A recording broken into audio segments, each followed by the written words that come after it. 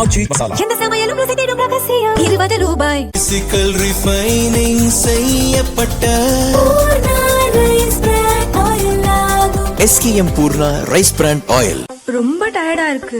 இயற்கையான டேட்ஸ், பாதாம், பிஸ்தா, cash and honey கொண்டு தயாரிக்கப்பட்ட லயன் டேட் நட் பைட்ஸ். நடந்து முடிந்த சட்டசபை தேர்தலில் 4 தொகுதிகளில் திமுகவின் உதயசூரியன் சின்னத்தில் மதிமுக போட்டியிட்டது. சீர்காழி மற்றும் கடையநல்லூரில் மதிமுக வென்றது.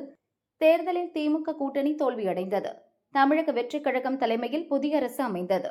அந்த அரசுக்கு திமுக கூட்டணியில் இருந்த காங்கிரஸ், விசிக, முஸ்லிம் லீக், மார்க்சிஸ்ட், இந்திய கம்யூனிஸ்ட் கட்சிகள் ஆதரவு அளித்தன. காங்கிரஸ், விசிக, முஸ்லிம் லீக் கட்சிகள் அமைச்சரவையிலும் இடம்பெற்றுள்ளன. திமுக கூட்டணியில் இருந்த மற்ற கட்சிகளைப் போல் மதிமுகவால் தாவேக்க அரசில் இணைய முடியவில்லை. அந்த கட்சி எம்எல்ஏக்கள் திமுகவின் உதயசூரியன் சின்னத்தில் வென்றதால் சட்டசபையில் திமுக எம்எல்ஏக்களாகவே கருதப்படுகின்றனர்.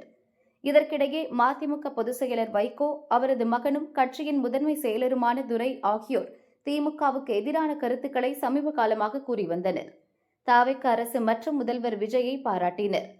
இந்த நிலையில் மதிமுக பொதுக்குழு கூட்டம் சென்னை அண்ணா நகரில் நடந்தது.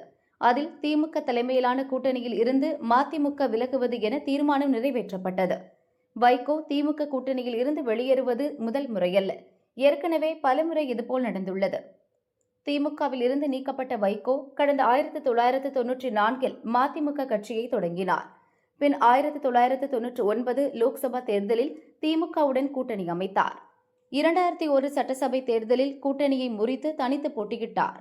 பின் 2004 லோக்சபா தேர்தலில் மீண்டும் திமுகவுடன் கூட்டணி அமைத்தார். அடுத்து 2006 சட்டசபை தேர்தலின் போது கூட்டணியை முறித்து அதிமுக கூட்டணியில் இணைந்தார். அதன்பின் அதிமுக மக்கள் நல கூட்டணி என பயணித்த வைகோ 2019இல் திமுக கூட்டணியில் மீண்டும் இணைந்து 2 லோக்சபா, 2 சட்டசபை தேர்தல்களை சந்தித்தார். தற்பொழுது திமுக கூட்டணியில் இருந்து 3வது முறையாக வெளியேறியுள்ளார்.